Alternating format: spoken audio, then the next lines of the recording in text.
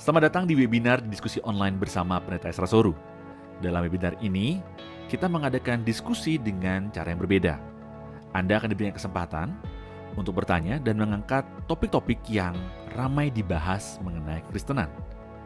Berikut adalah cuplikan video dari diskusi-diskusi yang kami lakukan setiap Senin 2 minggu sekali jam 7 malam. Dan bagi Anda yang ingin mendaftar, silakan Anda bisa klik link yang tertulis pada caption. Jangan lupa untuk klik dan subscribe YouTube channel Pijar TV.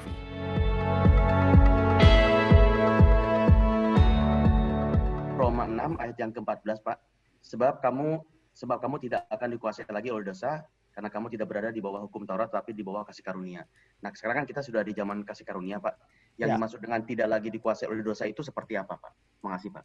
Kita bisa saja, jadi begini, ada yang mungkin kita bisa bedakan antara hidup dalam dosa dan jatuh dalam dosa.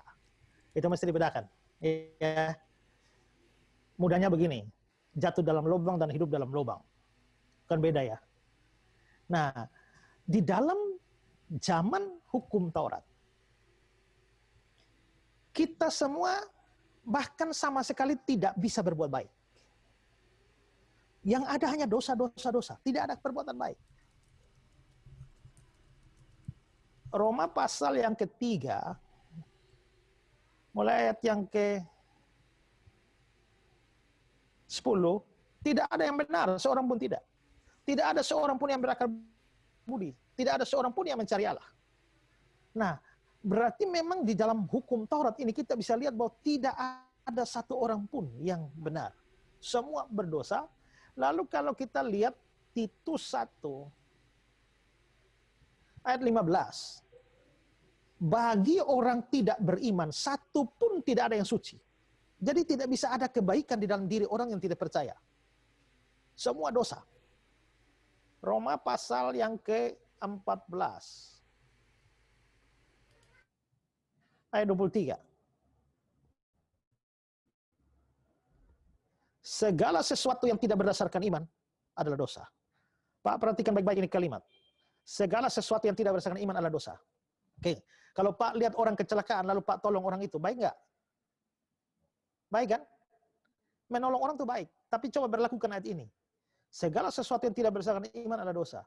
Menolong orang yang tidak berdasarkan iman adalah dosa. Ada orang tetangga tidak punya beras. Kita kasih beras. Baik tidak? Baik. Tapi coba berlakukan ayat ini. Segala sesuatu yang tidak berdasarkan iman adalah dosa. Berarti memberi beras kepada orang yang kelaparan pun tapi tidak berdasarkan iman adalah dosa. Berarti bagi kita di luar kasih karunia yang ada di mana kita terima lewat iman, itu dosa semua. Karena apa? Ibrani pasal 11 ayat yang ke-6 bilang, tanpa iman tidak mungkin orang berkenan pada Allah. Jadi ini tanpa iman kepada Yesus dalam konteks Ibrani. Jadi orang agama apa saja, termasuk agama Kristen, kalau tidak beriman, dia buat apapun tidak bisa memperkenankan hati Tuhan. Nah tadi, seperti saya bilang tadi ya, Roma pasal 14 ayat yang ke-23 itu, segala sesuatu yang tidak berdasarkan iman adalah dosa. Kalau saya bantu orang tapi tidak ada iman, dosa. Saya pergi ke kebaktian di gereja, ada iman tidak? Tidak ada iman, dosa. Ya, berarti hal yang baik pun, ingat,